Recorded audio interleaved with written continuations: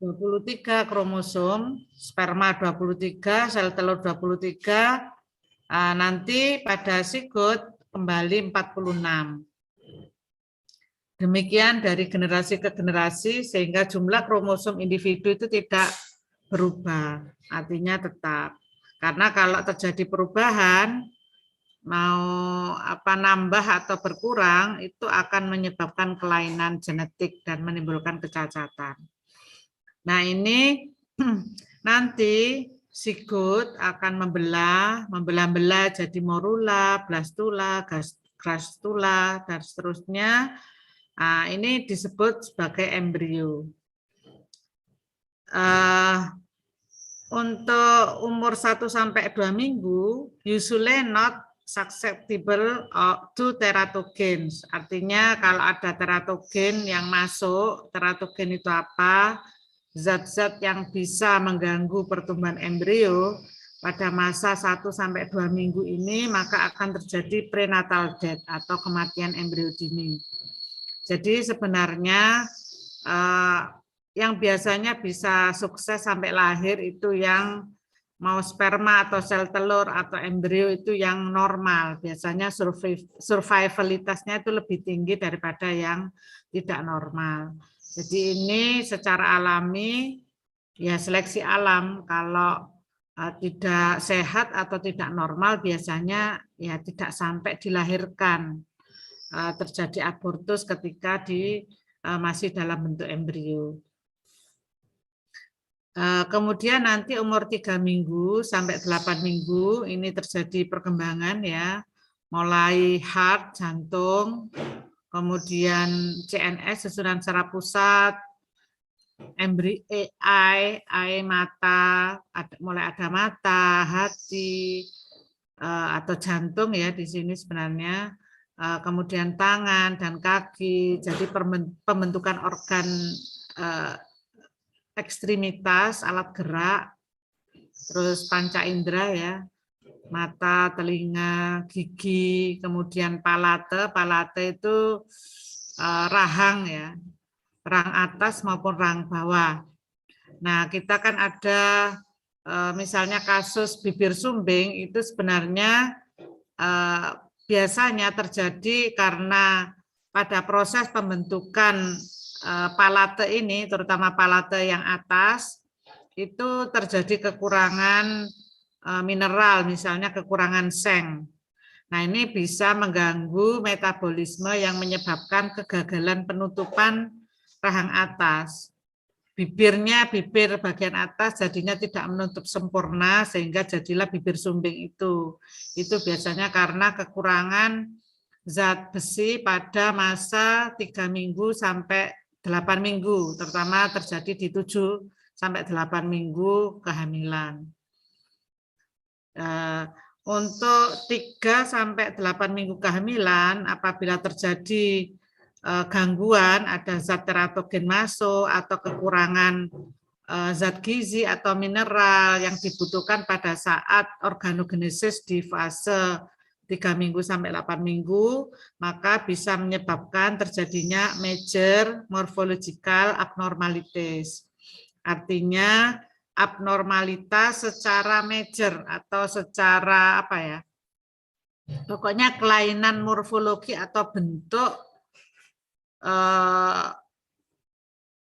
banyak, artinya kelainan bentuk yang ini yang mayor atau yang sebagian besar itu terjadi pada masa 3 sampai 8 minggu.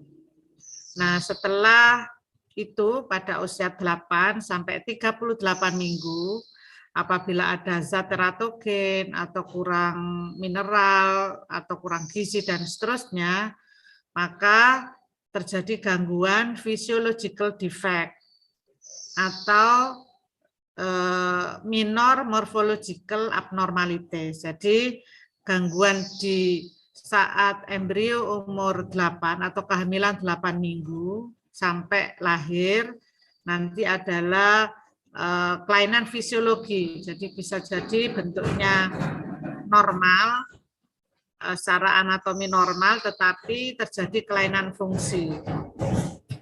itu seperti itu. Nah, sedangkan pembentukan central nervous system, jadi susunan saraf pusat, di sini hipotalamus dan seterusnya, jadi ini kecerdasan ya, pada minggu ke-6 sampai minggu ke-38. Sehingga perkembangan otak itu ya sepanjang masa kehamilan ini akan terjadi atau terjadi pembentukan, sehingga ketika secara umum ada gangguan di sepanjang kehamilan biasanya terjadi kayak idiot dan seterusnya, karena itu adalah proses pembentukan saraf pusat atau otak kita. Oke.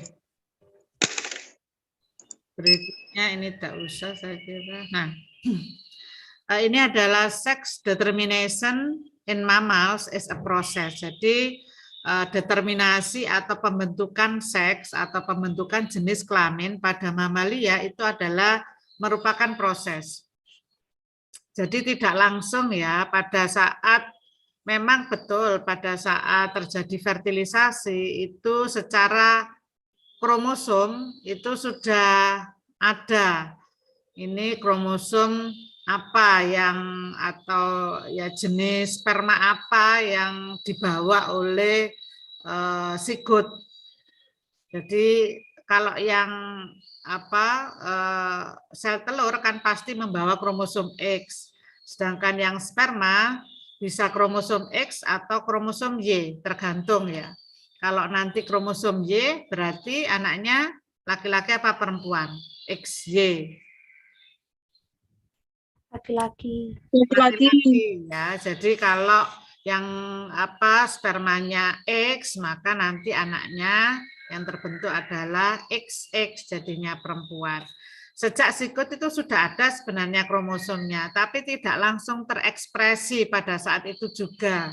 Karena ketika masih dalam bentuk sigot dan embrio itu belum terdiferensiasi, masih sama, mau jantan, mau betina, mau laki-laki, mau perempuan, ya bentuknya sama seperti itu. Baru nanti terdiferensiasi pada sepanjang waktu ini ya. Jadi kalau pada jantan atau laki-laki nanti dia kan kromosomnya XY. Nah, pada kromosom XY untuk gen Y-nya itu dia mengandung atau mempunyai gen SRY pada kromosom Y atau testicular determinating factor.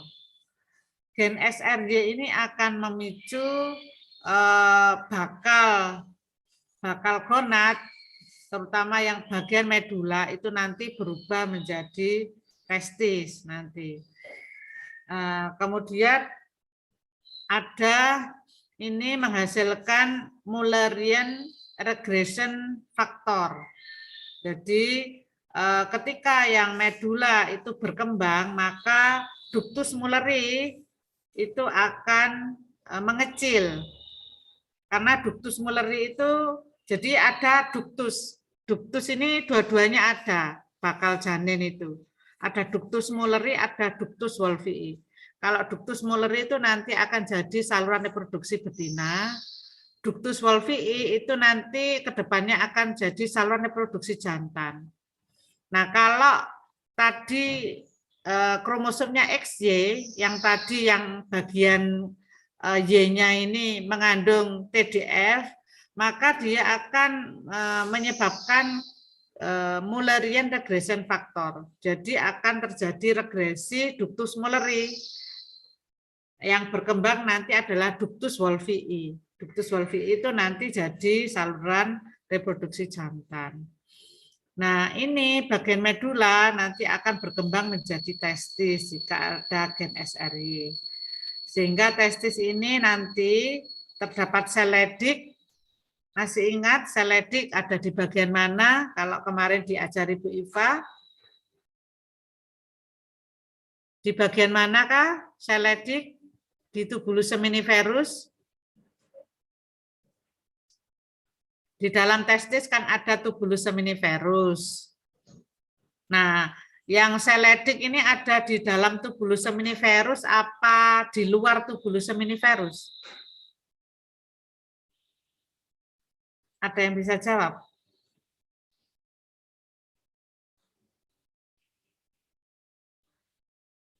Masih ingat ada namanya jaringan interstisial.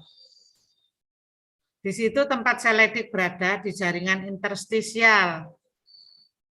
Namanya aja jaringan interstisial. Jadi dia berada di antara tubulus seminiferus. Jadi tubulus seminiferus itu saluran panjang, tapi berkelok-kelok seperti diubet-ubet benang gini, seperti benang yang berkelok-kelok itu. Nah, ini penuh nanti tesisnya. Nah, di antaranya ini itu ada namanya jaringan interstisial. Nah, di dalamnya ada di jaringan interstisial ini ada seledik. Dialah yang menghasilkan testosteron. Jadi pada saat masih janin, testis juga sudah bisa menghasilkan testosteron. Malah kadarnya cukup tinggi. Tujuannya apa? Tujuannya adalah untuk pembentukan immature male genitalia. Jadi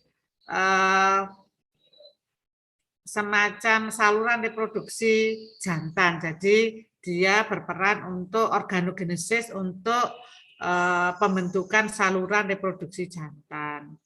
Kemudian juga nanti bisa juga menghasilkan eksternal seks karakteristik, artinya menunjukkan ciri-ciri atau karakteristik seksual secara eksternal. Kalau misalnya nanti pria atau jantan, maka akan berbeda secara fisik gitu ya. Misalnya nanti ada jakunnya, dadanya lebih lebih perkasa gitu ya, lebih bidang gitu, maco lah. Karakteristik maco ini antara lain juga dipengaruhi oleh hormon testosteron. Nanti ini terutama akan terekspresi dengan sangat jelas itu pada saat dewasa ya, untuk eksternal seks karakteristik ini. Kalau masih anak-anak itu masih belum kelihatan. Oke, berikutnya bagaimana untuk sex determination pada female atau pada betina. Jadi pada dasarnya sama ya, hanya ini tadi XA, maka pada female itu XX. Nah, pada kromosom XX ini tidak ada gen SRY. Tidak ada gen SRY. Bentar ya.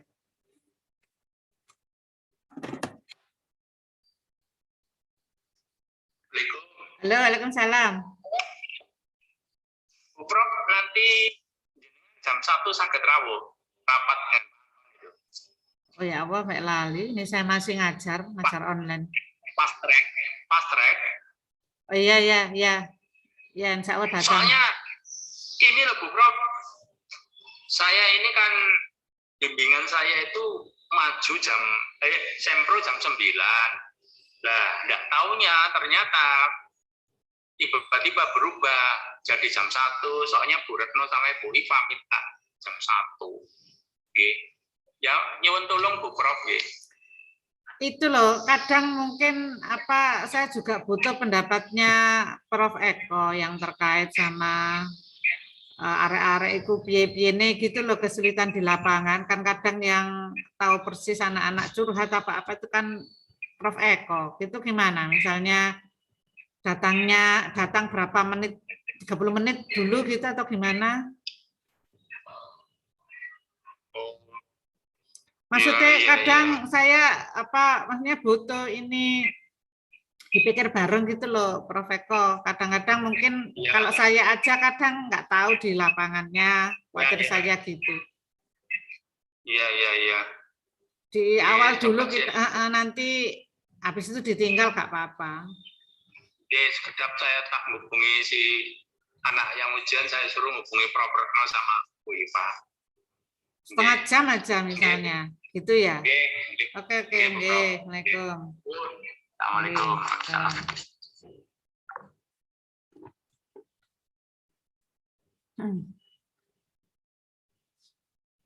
Oke, baik ya, kita lanjutkan.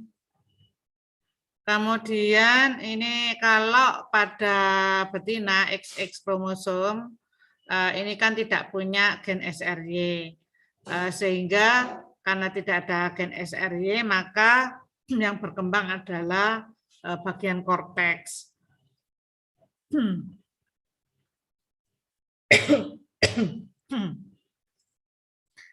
Kalau yang bagian medula berkembang nanti menjadi testis, maka bagian korteks ini akan berkembang menjadi ovarium. Nah, nanti ini ovarium juga sama, dia menghasilkan kalau tidak ada testis, tidak ada testosteron, maka kemudian yang akan berkembang adalah ini female genitalia atau saluran reproduksi betina. Nanti pada saat dewasa juga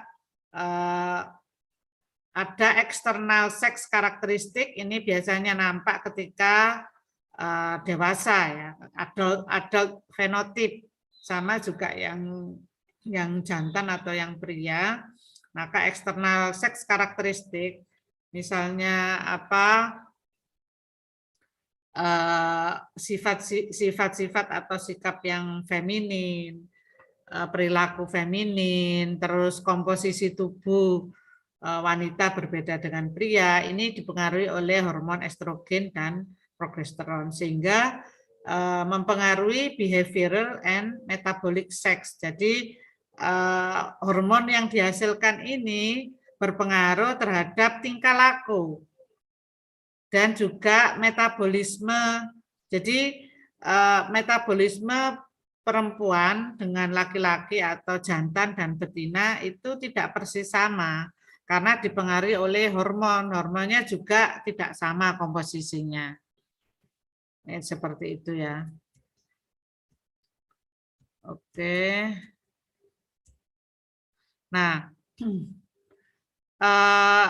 tadi ya sex determination yang awal adalah gonad dulu ya. Sebenarnya bakalnya hampir sama. Nanti akan nampak mempunyai morfologi yang jelas, apakah ini jadi testis atau ovarium itu nampak ketika sekitar 7 minggu ya. 7 minggu kehamilan atau kebuntingan itu akan nampak seperti ini. Germinal epithelium, ada seminiferous cord, mesonephric ductus, paramesonephric ductus. Ini kemudian umur 20 minggu lebih jelas lagi ya. Ini ovarium ya. Jadi diferensiasi gonad itu baru nampak jelas tuh pada usia 7 minggu. Ini testis, ini ovarium. Dan makin nampak jelas pada 20 minggu.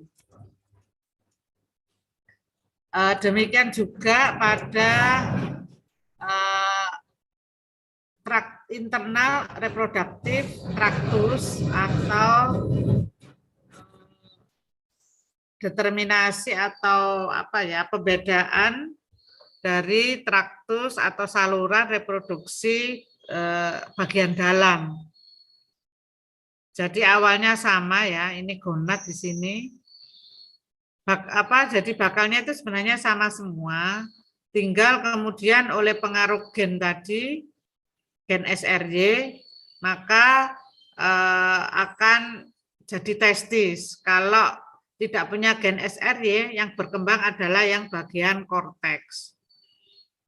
Kalau ada gen SRY, yang berkembang adalah bagian medula, nanti jadi testis, kemudian yang ductus mullerinya regresi, yang berkembang ductus wolfii.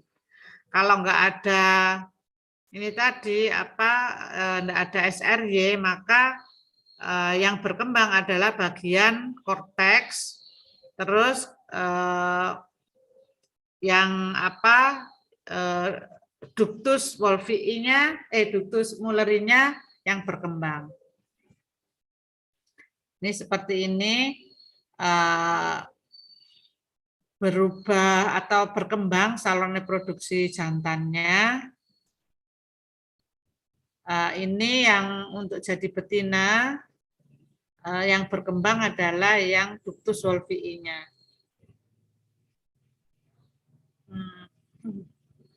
Intersexes atau pseudohermaprodit.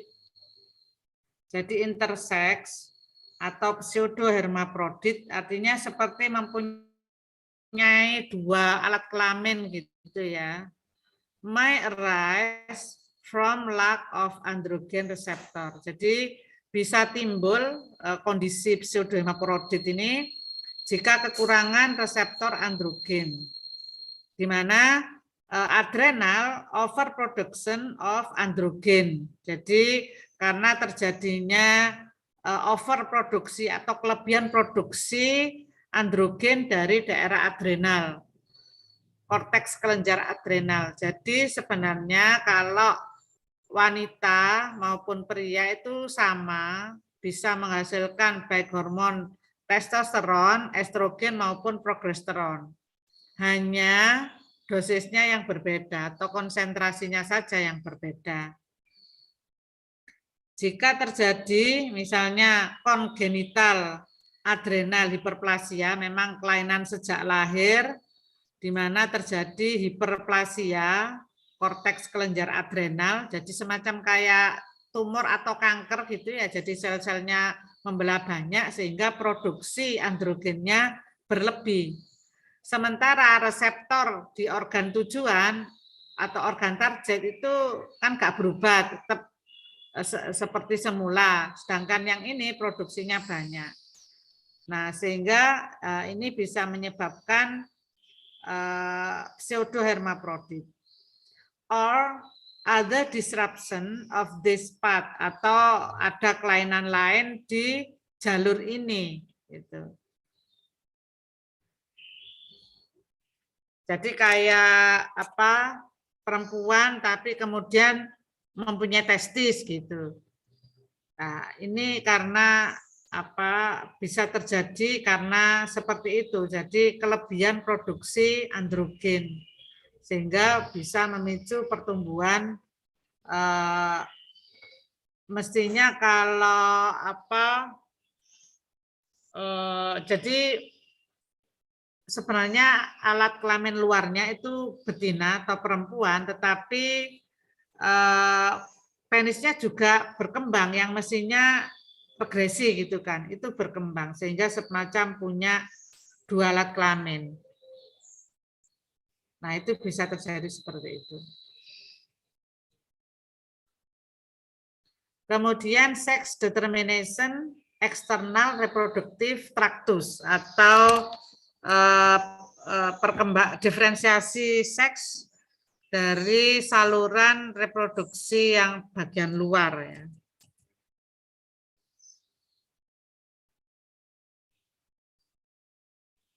Ini genital tubercle.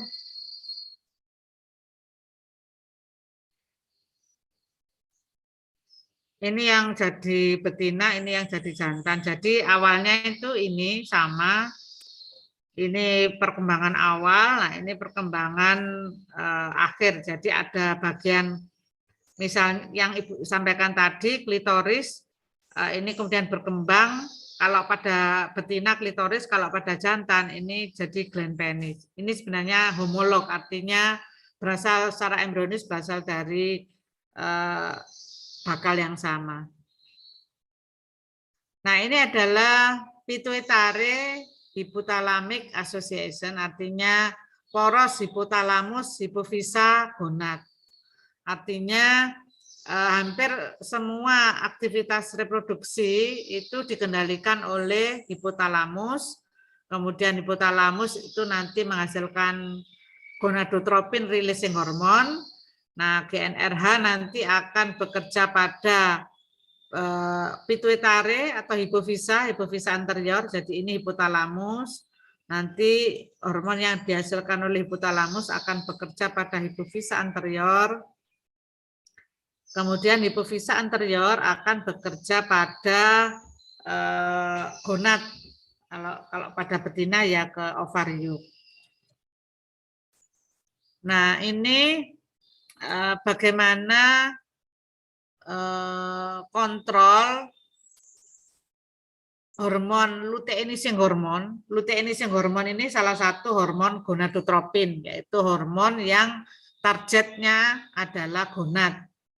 Jadi nama golongan gitu ya, nama hormon kita kenal ada hormon gonadotropin, itu terdiri atas FSH, follicle stimulating hormone, LH, luteinising hormone, dan LTH atau prolaktin. Nah, ini LH sebenarnya sama ya, LH, FSH itu ada di jantan juga. Jadi hipotalamus itu bisa menghasilkan gonadotropin releasing hormone. Ini untuk memudahkan karena dipisah ya, tapi sebenarnya tidak dipisah. Realnya itu FSH, LH, prolaktin itu biasanya diskresikan bersamaan.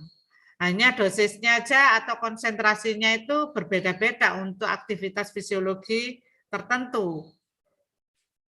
Jadi ketika hipotalamus menghasilkan dalam hal ini LHRH, luteinising hormone, releasing hormone, jadi salah satu bagian dari gonadotropin releasing hormone atau GnRH.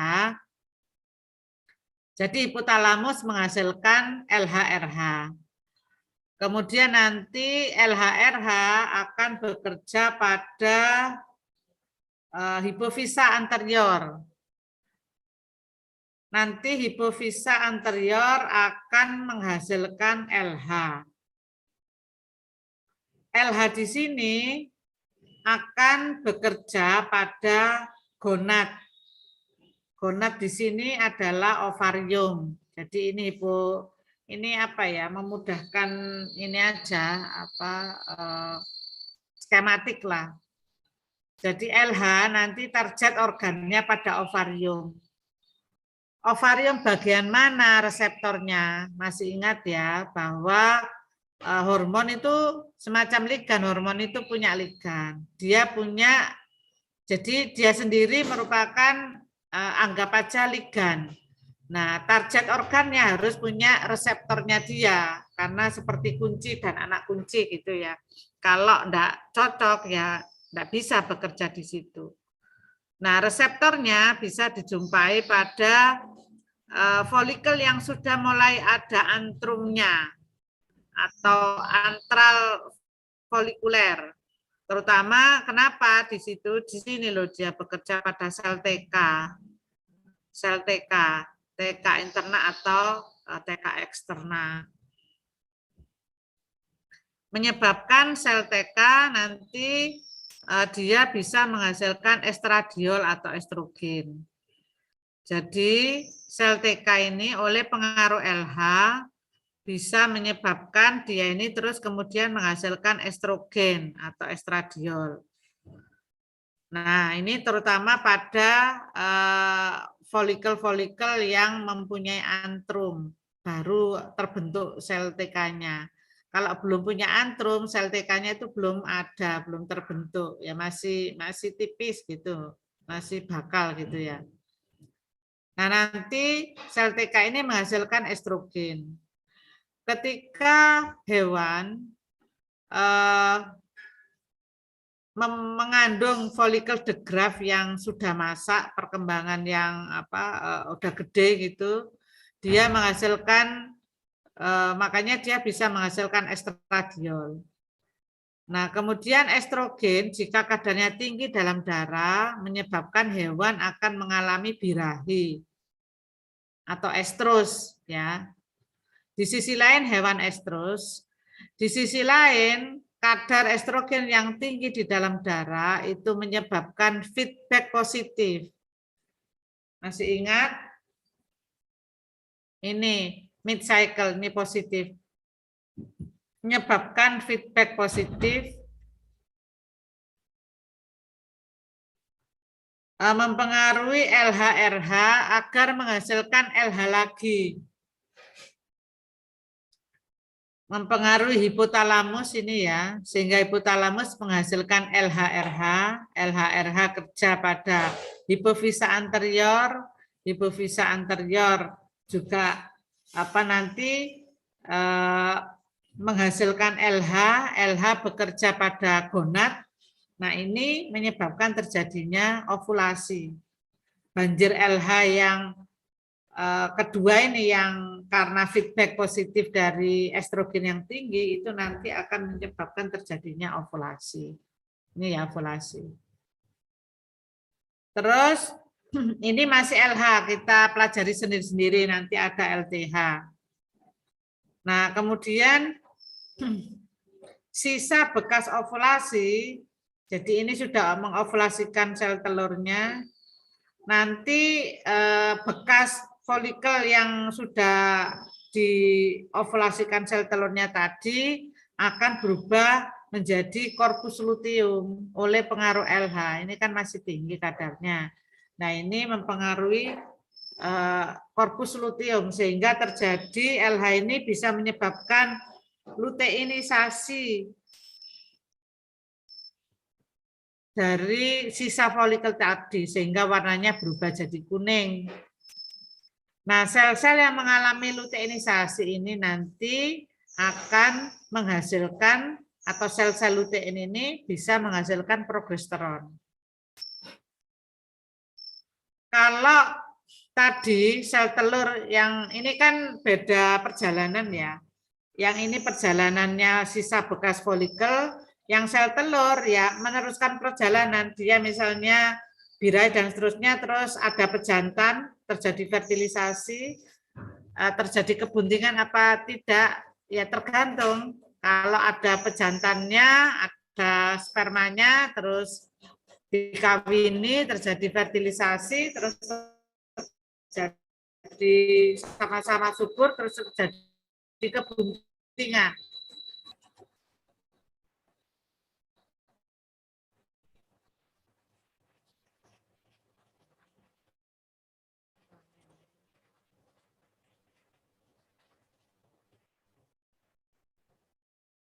Janin akan menginformasikan ya agar LH ini tetap dihasilkan sehingga korpus luteum tetap dipertahankan sehingga progesteron tetap dihasilkan jika terjadi kebuntingan. Kalau tidak terjadi kebuntingan maka tidak ada informasi dari janin. Ini LH terus kemudian menurun. Korpus luteum juga regresi. Kemudian progesteron tidak dihasilkan. Karena progesteron turun drastis, maka terjadi penyempitan pembuluh darah di daerah uterus. Sehingga karena nggak dapat makanan, karena penyempitan pembuluh darah tadi, dinding uterus mengalami peluruhan. Dinding uterus mengalami peluruhan, maka terjadilah yang disebut menstruasi. Ini kalau pada betina.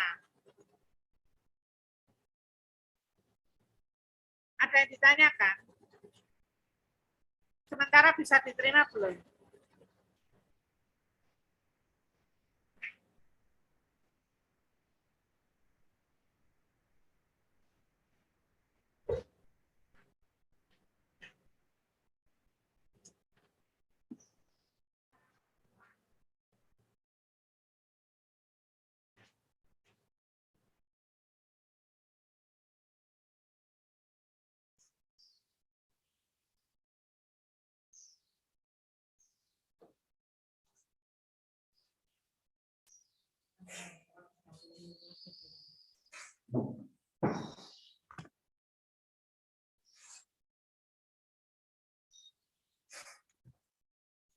Ini LH, kontrol LH terhadap gonad. Sampai di sini ada yang ditanyakan untuk LH pada betina? Bisa diterima kah? Insya Allah bisa, Bu. Bisa, Bu. Oke, baik. Nanti kalau tidak paham ditanyakan di berikutnya ya. Oke. Ini FSH. Kontrol FSH. How are the gonad controlled? Bagaimana pengontrolan gonad? Dalam hal ini yang kontrol adalah FSH.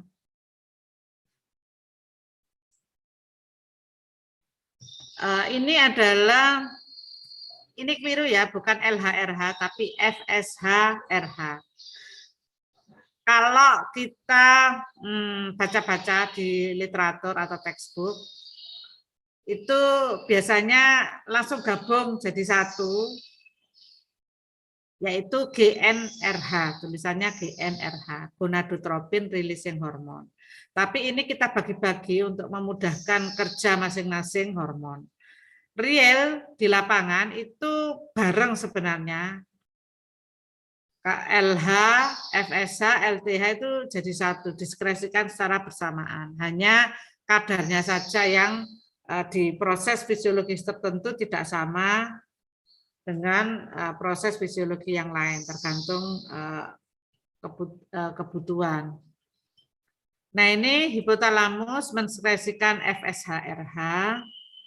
FSH-RH nanti bekerja pada hipofisa anterior, menghasilkan FSH. Nah, nanti FSH akan bekerja pada gonad di sini, gonad ovarium ya di sini. Terutama pada sel granulosa dan sel TK juga. Sebagian ya, jadi terutama pada sel granulosa. Nah, sel granulosa nanti bisa menghasilkan inhibin. Sebagian juga menghasilkan estradiol. Sehingga estradiol ini kalau terkait dengan kadarnya mencukupi dalam darah, maka dia terjadi feedback positif, merangsang hipotalamus menghasilkan FSH-RH lagi atau gonadotropin releasing hormone lagi. Nah, nanti kalau biasanya bareng sama LH, ini FSH ya, FSH-RH, LH-RH. Kalau feedback positif dari kadar estrogen yang tinggi, maka hipotalamus akan menghasilkan gonadotropin releasing hormone lagi, sehingga menghasilkan LH lagi, FSH lagi, dan juga LTH. Terutama LH yang kita akhirnya menyebutnya sebagai banjir LH atau LH surge. Itu terjadi pada saat menjelang ovulasi. LH surge ini memicu terjadinya ovulasi. Kalau FSH ini kontrolnya bisa melalui estradiol, jadi sel granulosa menghasilkan inhibin dan juga estradiol. Ini feedback positif ke hipotalamus. Tapi juga menghasilkan inhibin. Tidak feedback ke hipotalamus, tapi dia ngontrolnya ke hipofisa anterior. Kalau LH tadi hanya hipotalamus ya kontrolnya, tapi kalau FSH ada yang di hipotalamus melalui estradiol, ada yang langsung ke hipofisa anterior melalui inhibin. Kalau FSH ini diskresikan, ini yang kalau untuk yang folikel degraf atau folikel yang sudah tumbuh yang punya antrum. Kalau FSH bisa sebenarnya LH juga ya. Nah, ini mungkin tadi kurang urut ya. Jadi LH itu bekerja pada, jadi gini. Kalau kita memulai dari katakanlah untuk hewan yang hidup di 4 musim misalnya, pada saat awal musim semi sudah mulai ada sinar matahari, maka sinar ini ditangkap oleh mata, nervus opticus, kemudian nanti diteruskan dari mata ini ada rangsangan sinar matahari, terus diteruskan ke hipotalamus. nanti hipotalamus akan mengeluarkan GnRH. GnRH di sini ya ada FSH-nya juga, ada LH-nya juga. Nanti LH FSH yang awal ini akan memicu sel primordial yang ada di ovarium untuk mulai berkembang menjadi sel tumbuh, ya, sel folikel, maksudnya folikel primordial menjadi folikel primer. Kemudian folikel primer menjadi folikel sekunder. Mulai ada antrumnya tersier, terus sampai degraf, terus siap masak. Yang degrafnya ini nanti oleh pengaruh, kalau ini FSH, dia akan bisa menghasilkan, ini pada bagian TK menghasilkan estradiol. Nah, kalau FSH, jadi tadi sebenarnya barengan realnya. Jadi FSH dan LH di sini ketika awal disekresikan mempengaruhi folikel primordial untuk tumbuh. Yang namanya FSH primordial, kan primordial itu sudah ada gitu ya. Waktu di ovarium itu secara ini sudah ada folikel primordial. Untuk berikutnya tumbuh menjadi folikel primer, sekunder, tersier, ini butuh FSH dan LH. Nah, FSH-nya ke arah pertumbuhan, ke arah folikelnya tadi, jumlah folikelnya tadi. Kalau LH-nya lebih ke arah pertumbuhannya sampai menjadi folikel degraf. Nah, kontrol FSH itu ada dua. Ini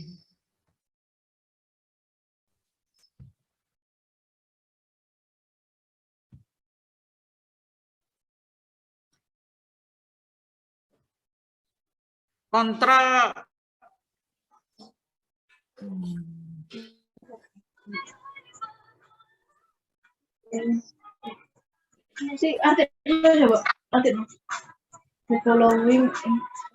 untuk kontrol FSH ada dua, yaitu inhibin dan melalui inhibin dan estradiol. Kalau estradiol tadi bersama-sama dengan LH yang tadi ya, ini kontrolnya umpan balik positif ke hipotalamus. Sedangkan yang melalui inhibin itu umpan balik negatif melalui hipofisa anterior. Sampai di sini bisa dipahami untuk FSH. Ini memudahkan saja bahwa FSH dipisah dewe dengan LH, tapi realnya itu jadi satu menjadi gonadotropin rilion, terus nanti bekerja pada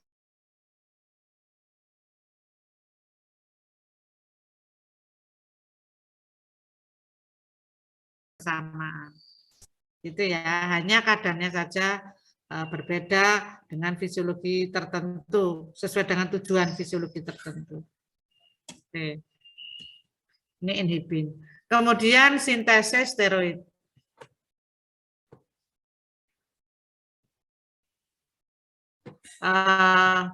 Jadi ini adalah major pathway in steroid biosintesis. Jadi biosintesis dari steroid dimulai dari kolesterol ya. Jadi bahan baku kolesterol. Kalau kita tentunya dari makanan ya. Jadi kolesterol ini berasal dari makanan yang kita makan. Nanti kolesterol akan diubah menjadi pregnanolon. Pregnanolon bisa dirubah menjadi 17 hidroksi pregnanolon. Bisa dirubah menjadi dehidroepiandrostendion. Nanti jalurnya banyak ya. Jadi androstendion. Terus jadi estron. Ada jadi testosteron, tapi ini bisa reaksi bolak-balik. Jadi ada reaksi yang sifatnya reversible atau bolak-balik bisa berubah lagi gitu menjadi sebaliknya. Misalnya ini androstendion menjadi testosteron. Bisa testosteron kemudian berubah lagi jadi androstendion. Kalau reversible itu panahnya 2. Kalau ini satu arah saja dari androstendion menjadi estron. Terus estron bisa berubah menjadi estradiol. Testosteron bisa berubah jadi estradiol. Ini pregnenolon bisa berubah menjadi progesteron. Artinya apa? Bahwa mau bentuk testosteron, estrogen atau progesteron itu sebenarnya satu jalur, masih satu pathway. Sehingga bisa satu indi. FSH ini lebih ke arah menstimulasi, namanya follicle stimulating hormone, menstimulasi pertumbuhan folikel. Jadi menyebabkan folikel ini tumbuh ya, folikelnya tadi. Kemudian perempuan jantan atau betina itu juga bisa mempunyai testosteron, estrogen maupun progesteron, karena memang pathway-nya itu bisa bolak-balik melalui sebelum jadi testosteron, misalnya ke estron dulu, estradiol, terus balik ke estron, terus ini enggak searah. Intinya seperti itulah gambarannya. Oke.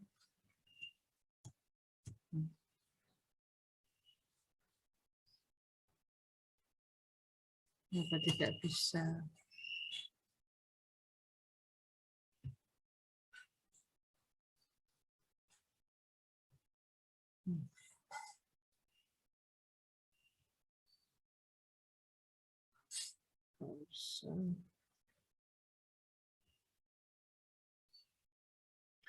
Maturasi atau apa ya, kedewasaan ya pada masa remaja, teenager stage. Jadi ada beberapa perbedaan atau perubahan secara morfologi pada jenis kelamin yang berbeda. Ini girls, ini boys. Girls pada usia 11 itu breast budding, ya artinya mulai terjadi pertumbuhan kelenjar mame, kemudian umur hampir 12 ini growth of pubic hair, kemudian growth of sport peak, jadi daerah ketiak, change and body shape, ini usia 12 itu sudah, kalau usia anak-anak itu kan komposisi kepala, badan, perut, dan kaki itu enggak body kan, ketika masih kecil itu kan kepalanya besar, perutnya buncit, jadi komposisinya berbeda dengan ketika dewasa. Nah, nanti dia akan berubah bentuk menjadi mulai perubahan bentuk tubuh itu pada usia 12.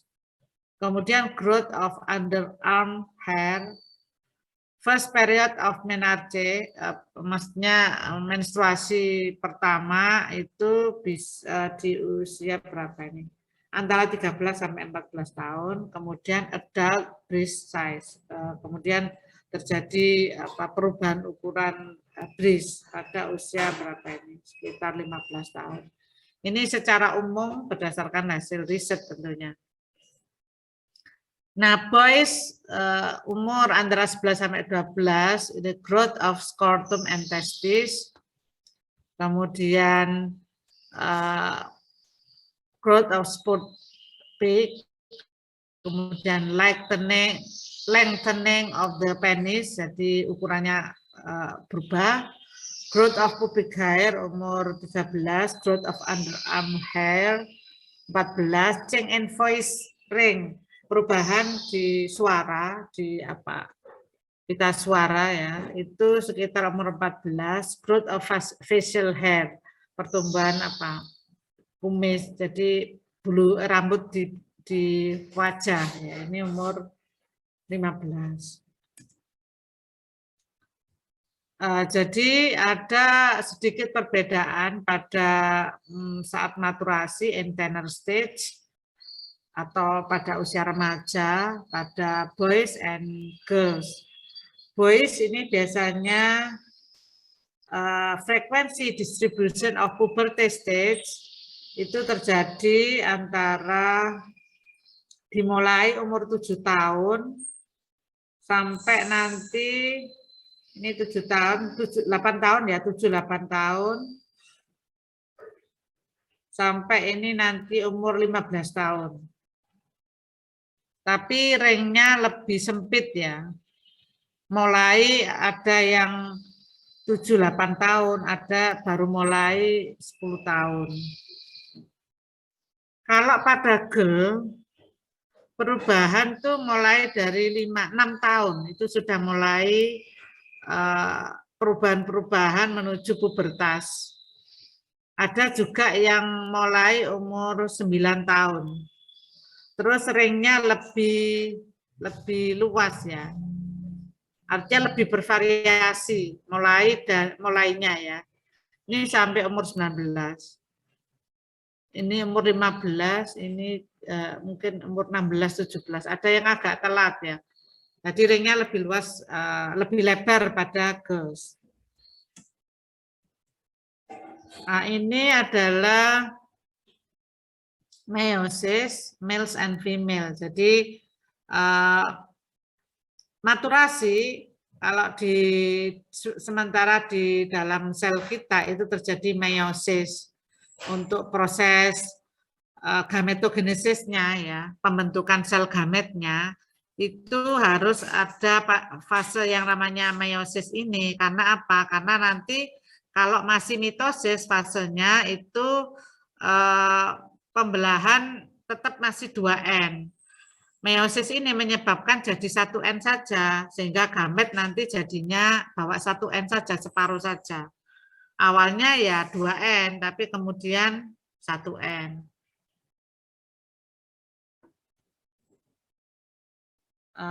Ini pada male.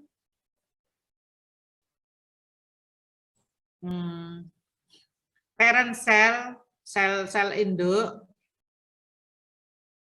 profase, metafase, terus ini two daughter cell, 2 sel anak, terus metafase kedua, 4 daughter cell. Jadi 1 sperma nanti akan menghasilkan 4 spermatozoa pada jantan atau pada laki-laki. Sedangkan pada betina, perempuan, ini stage of oogenesis, ini spermatogenesis, spermiogenesis tepatnya. Kalau ini mulai awal itu adalah perkembangan primordial germ cell, ya, sel-sel primordial dulu. Nanti oogoni pembelahan mitosis menjadi oosit primer. Jadi pada saat belum lahir itu ovariumnya sudah ada bakalnya yang namanya sel-sel primordial, oogonium ya. Rabbit, ferret, mink, fowl, hamster.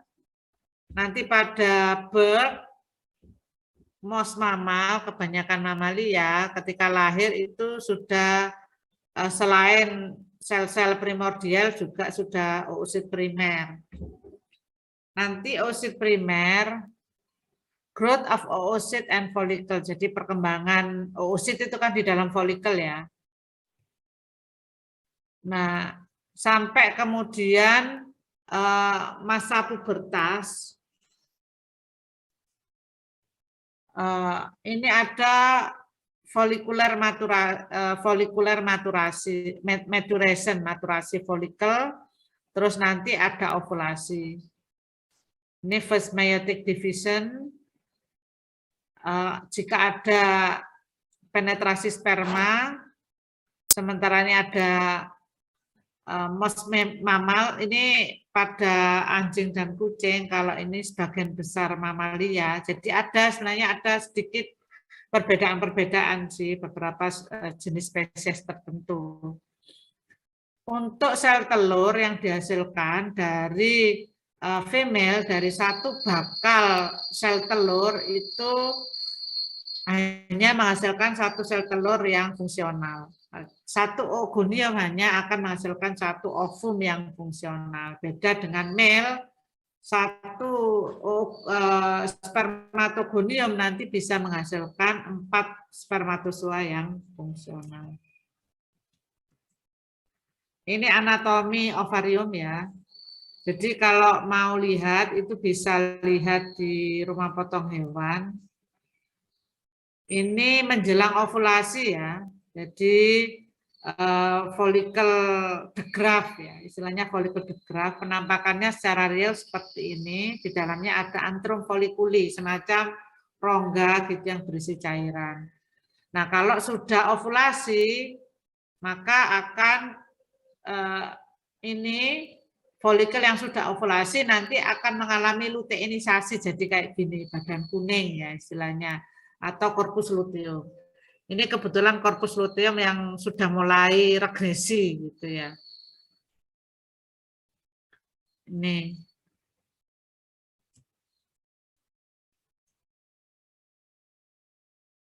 Nah, ini developing follicle, folikel tumbuh ya. Mulai dari primordial, bagaimana cara membedakannya? Cara membedakannya itu primordial itu biasanya ukurannya masih kecil, kecil-kecil gitu banyak dan selapis. Bentuk selnya yang berbeda. Sepertinya pipih, kalau yang sudah ini kubus, yang folikel primer. Kemudian sekunder, ini jumlah sel granulosanya, lapisan selnya 2 sepertinya. Kemudian mulai tersier, sudah mulai ada antrum. Folikel degraf ini biasanya antrumnya udah besar, siap mengovulasikan sel telur. Ini pengamatan di bawah mikroskop aja, kayak gini nih. Ini adalah siklus hormonal pada pada betina gitu ya. Ini pituitary hormone cycle. Jadi tadi ya, sebenarnya apa yang terjadi di hipofisa, yang ini kebetulan hipofisa, kemudian terjadi di ovarium. Jadi sebenarnya ketika misalnya kadarnya hormon ini, kadarnya hormon FSH segini kadarnya di dalam darah, terus kadar LH-nya naik disebut LH surge, ini sebenarnya pada daerah ovarium itu terjadi ovulasi. Artinya sebenarnya proses fisiologis itu bekerja bersama-sama, nggak sendiri-sendiri gitu ya.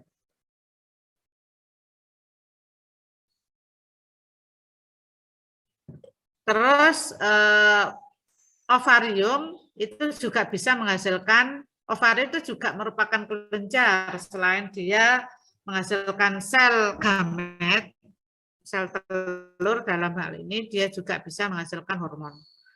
Lah, dari mana hormonnya? Ya yang seperti Ibu sampaikan tadi, estradiol tadi yang menghasilkan karena pengaruh LH dan FSH, kalau FSH terutama di sel granulosa, kalau LH terutama di sel TK. Jadi mulai sel tumbuh, mulai ada sel TK-nya, pokoknya ya sudah bisa terbentuk estradiol. Dan dia kadarnya tinggi dalam darah, optimal, itu pada saat menjelang ovulasi.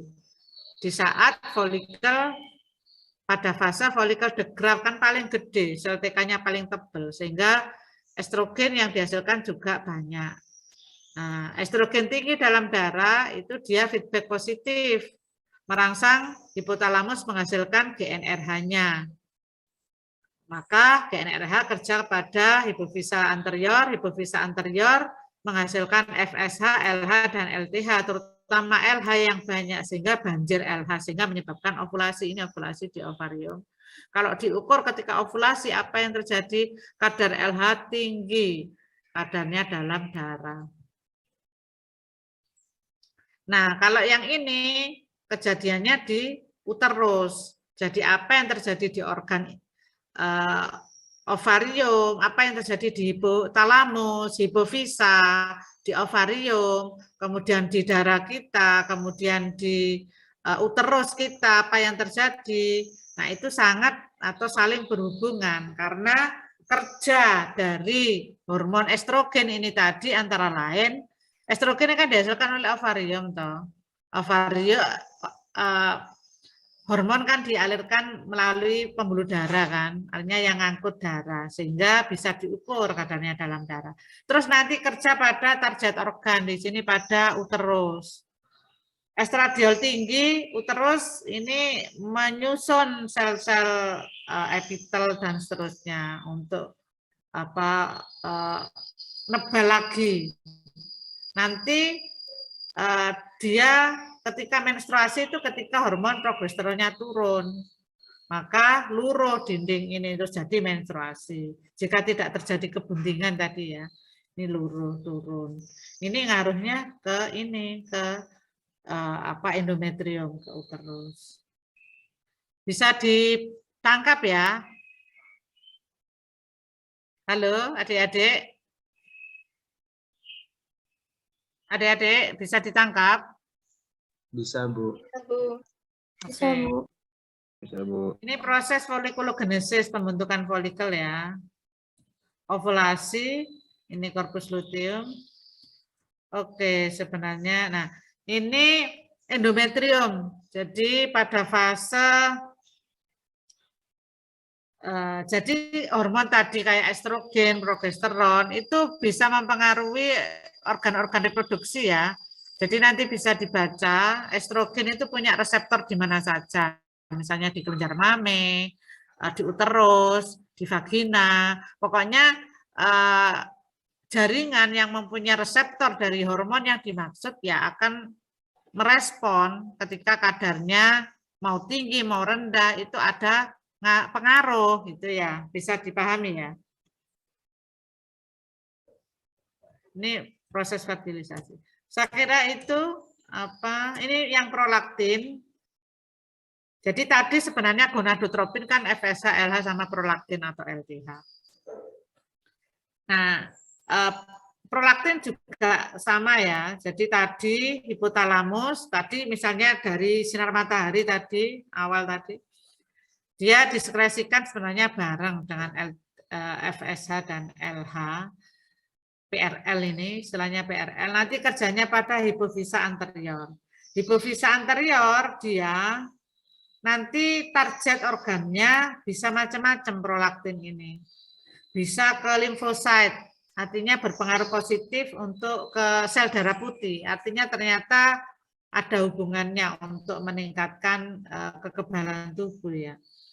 Terus PRL prolaktin kerjanya bisa juga atau target organnya ke bris, kelenjar mame.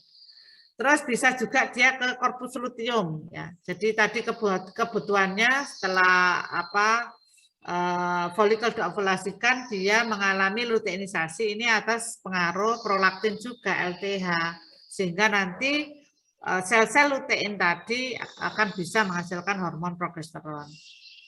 Nah, yang mau mempengaruhi prolaktin atau LTH itu siapa?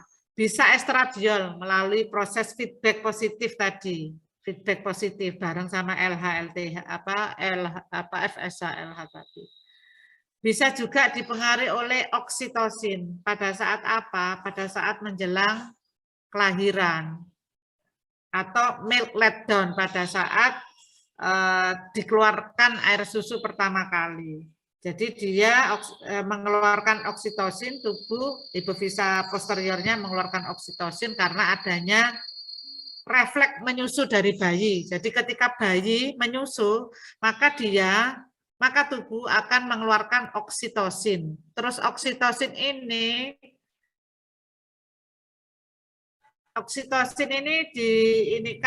dikeluarkan oleh hipotalamus. Targetnya ke hipofisa anterior. Hipofisa anterior kemudian menghasilkan prolaktin ini. Prolaktin nanti bisa target organnya ke limfosit, ke bris atau kelenjar mame, terus bisa juga ke korpus luteum. Ini bisa juga di negatif atau berbanding atau berbalik, pengaruhnya berbalik dengan stres. Jika stres, maka ini justru menurunkan, merangsang dopamin. Dopamin ini ada di hipotalamus untuk menurunkan PRL atau menurunkan gonadotropin releasing hormonnya yang bagian PRL atau prolaktin ini dihambat atau kadarnya diturunkan sehingga nanti hipofisa anterior juga produksinya sedikit PRL-nya, prolaktinnya, sehingga nanti kalau prolaktin sedikit mempengaruhi kelenjar susu, produksi ASI-nya juga menurun. Itu stres. Jadi dia akan menurunkan produksi secara tidak langsung produksinya air susu. Oke, saya kira itu sudah habis untuk yang betina. Ada yang ditanyakan? Saya kira cukup ya. Nanti tolong dibaca. Sudah tak kirim, tak? Belum ya? Oke. Habis ini tak kirim. Belum, Bu. Belum. Oke, habis ini tak kirim terus dibaca. Baik. Saya kira itu ya yang bisa Ibu sampaikan. Terima kasih. Kita akhiri ya pertemuan kita ini dengan bacaan hamdalah serta doa kafaratul majelis. Alhamdulillahirabbil alamin, subhanakallahumma wa bihamdik asyhadu an la ilaha illa anta astaghfiruka wa atubu ilaik. Assalamualaikum warahmatullahi wabarakatuh. Waalaikumsalam warahmatullahi wabarakatuh. Waalaikumsalam. Terima kasih, Bu. Kita end ya.